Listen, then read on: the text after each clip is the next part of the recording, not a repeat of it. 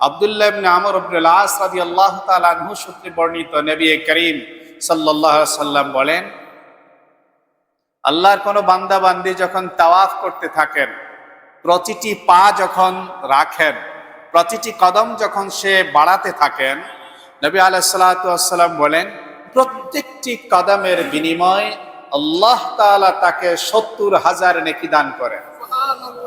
প্রত্যেকটি কদমের বিনিময়ে আল্লাহ তাআলা তার ৭০,০০০ গুনাহকে ক্ষমা করে দেন। প্রত্যেকটি কদমের বিনিময়ে আল্লাহ তাআলা তার ৭০,০০০ মর্যাদাকে উন্নীত করে দেন।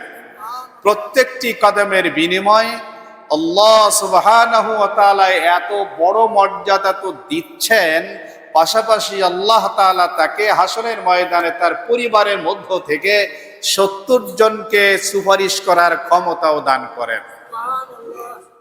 এই মহাদৌলত অর্জনের জন্য আমাদেরকে মহা অনুসন্ধিৎসু থাকতে হবে, সারাক্ষণ আমাদের মধ্যে তীব্র আকাঙ্ক্ষা লাগিয়ে রাখতে হবে। আল্লাহ তৌফিক দান করুন।